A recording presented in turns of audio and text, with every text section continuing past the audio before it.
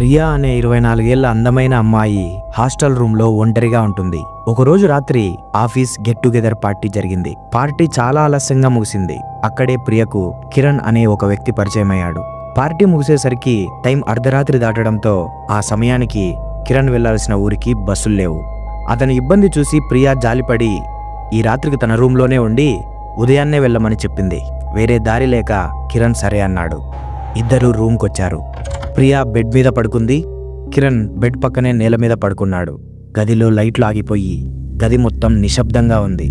పడుకున్న గంట తర్వాత సరిగ్గా అర్ధరాత్రి 2 గంటలైంది. ప్రియా! ఆ పిలుపుకు ప్రియా ఉలిక్కిపడి కళ్ళు తెరిచింది. ఎదురుగా కిరణ్ నిలబడి ఉన్నాడు. ఆమె మంచం పక్కన నిలబడి ఆమెనే చూస్తున్నాడు. ప్రియా భయంగా ఏమైంది అని అడిగింది.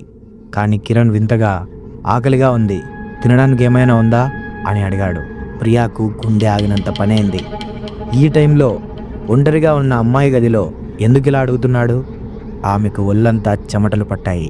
ఆమె భయంతో ఇక్కడ ఏమీ లేవు, పడుకో అని గట్టిగా చెప్పింది. లేదు, నాకు ఏదో ఒకటి కావాలి ప్లీజ్ అంటూ కిరణ్ అక్కడి నుండి కదలలేదు. ప్రియాకు ఏం అర్థం కాక ఏం లేవని చెప్పాను కదా, ఇంకోసారి అడిగితే బాగుండదు అని అరిచినా కిరణ్ ముఖం మార్చి సరే నాకు తలనొప్పిగా ఉంది, టాబ్లెట్ కావాలి అన్నాడు.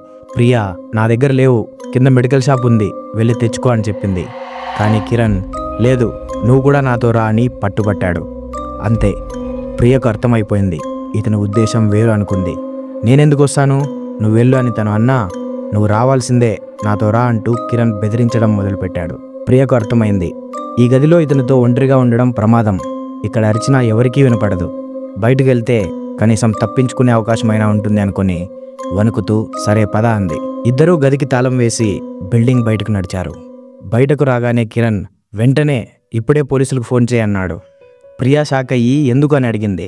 దానికి కిరణ్ నేను కింద పడుకున్నప్పుడు నీ మంచం కింద ఒక మనిషి దాక్కుని ఉన్నాడు అన్నాడు.